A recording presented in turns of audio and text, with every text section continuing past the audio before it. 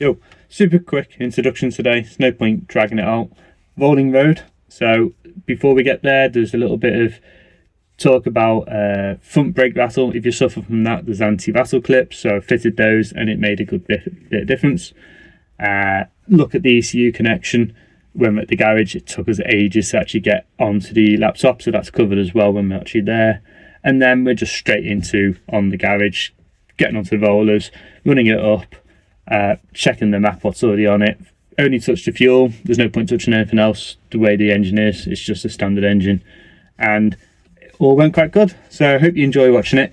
Looking for other ideas of what other videos to do. If there's anything interesting for anyone, you know, this is all new to me.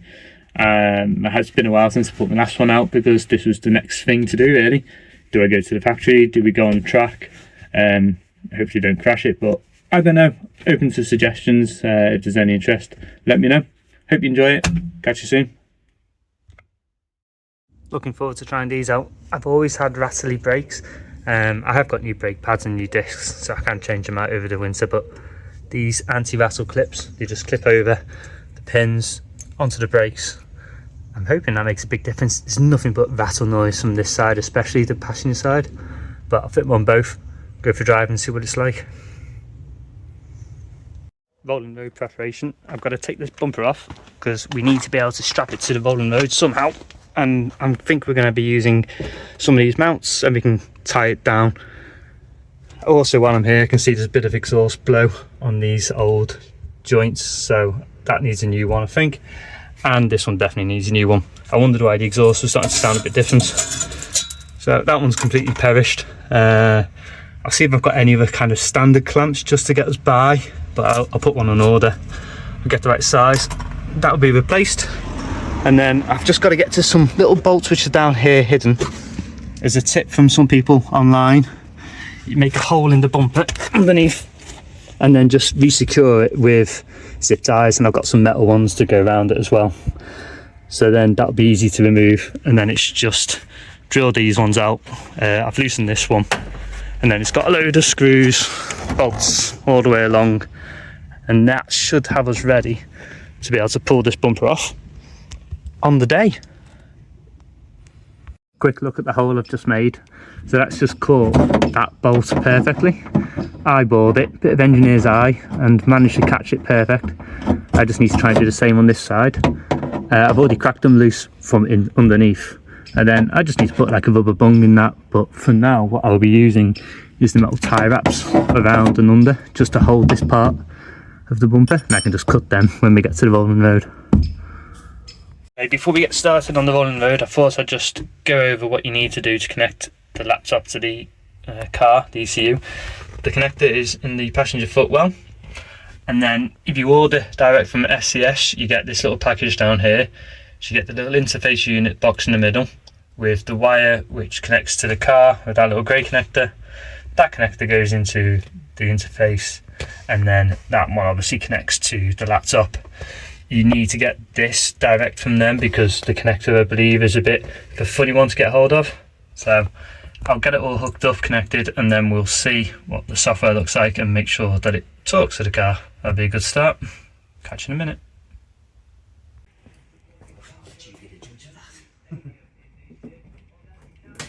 Wow.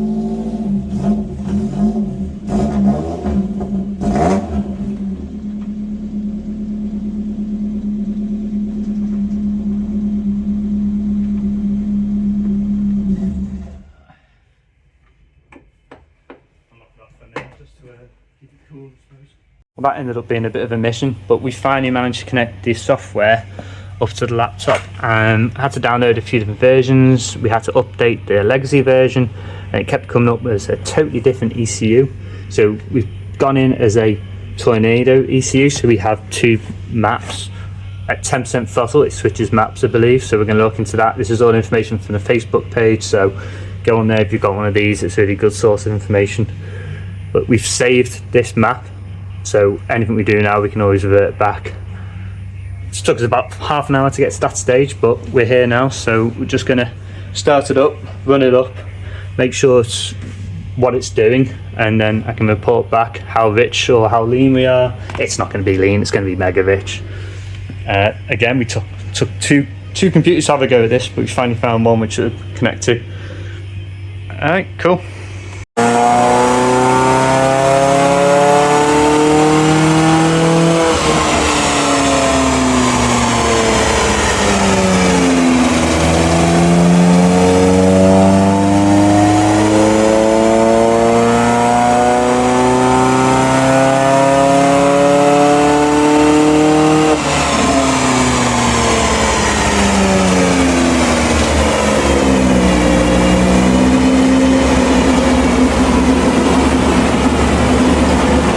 Just started to rain, so I'm going to make this quick. Come outside where it's a little bit quieter. So we've just done the first few initial pulls, which you'd have seen on the video. The map is really rich, so I was right. Instead of running about 12.5 to 13 on the fuel ratio, we're down at 10s and 11s. And no matter what he does to change it, it doesn't really make much difference. So we're going to make some big changes and really see what it does.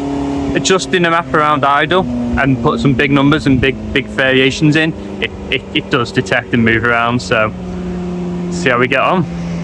Yep, we're on the wrong map. So the whole 2 maps, after 10% throttle it jumps onto an alternative map to do the rest of the fueling. So we've just checked that out now, and we're now adjusting the map which it needs to be adjusted. See how we get on with that one. Also, clever me, I've gone and filled it with Optimax on the way here, so high octane fuel. Don't normally run that, so oh well, we're now tuning it with that. The idea today isn't as well to make power, it's to make this safe to run. I don't want ball wash on the pistons, on the bores, so still sounds good. Let's just see where we end up, and we'll get a power run at the end, and that is what it is. It's a standard engine at the end of the day.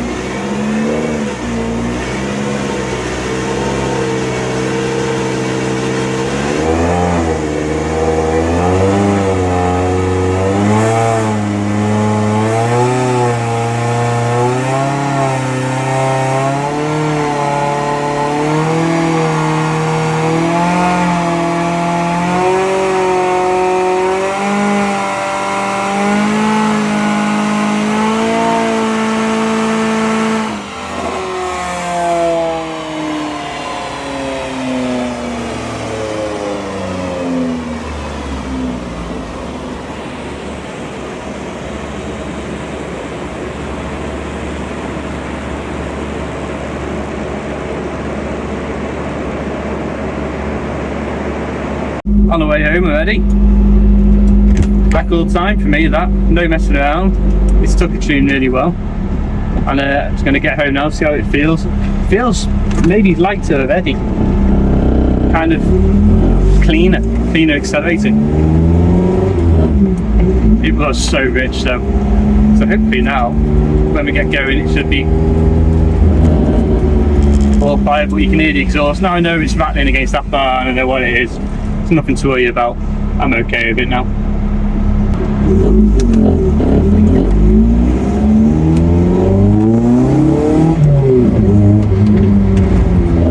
Yeah, it's pulling cleaner.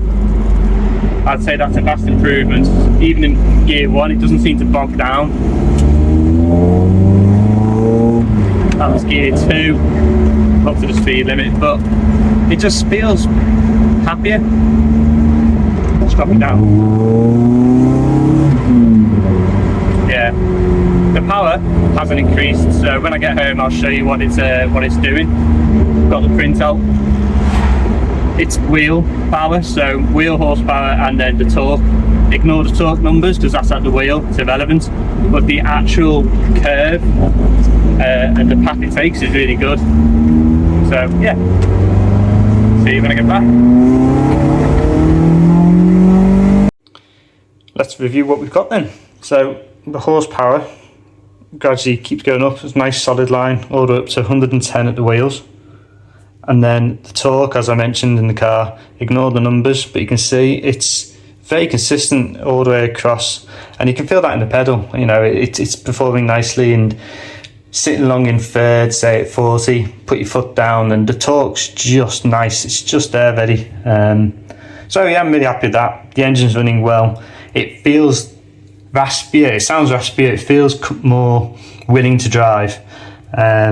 And what I have got as well is in the file from the car from 2018, the previous owner had a other dyno map done. And now obviously dynos, they all run differently and they're not really comparable. But this one has come out with 113 horsepower, and then it seems to do a corrected file to achieve 140 horsepower. So pulling back to the clutch. So looking at the 113 compared to today's 110, the variation of dynos, you know, the engine seems to be good still. The main idea and the main wants from today was to ensure that we're running cleanly. It's not going to be getting any bore wash, and just looking after the engine. The clutch, it's very high bite. It's not slipping at all, and it feels like it's snatching well, but the bite's really high. And I do still have the oil seal still dripping a bit of oil on the garage floor once it's parked up for a few days. So I've got to make a decision. Does the box come out to do the clutch and the rear seal, or does the engine in the box come out? Well, the engine's out, take the covers off, change the water pump, do the cams. I've got to decide what I want to do really with it, but it would be nice to give the chassis more than 110 at the wheels. It's obviously, it can have it. It's well within its capabilities. Some people have got 170 horsepower and these 200 horsepower for the road cars, and I think it'd be much nicer. So I've got some deciding to do. There's always plenty of time to think about it. But yeah, good result for today. Cheers for watching.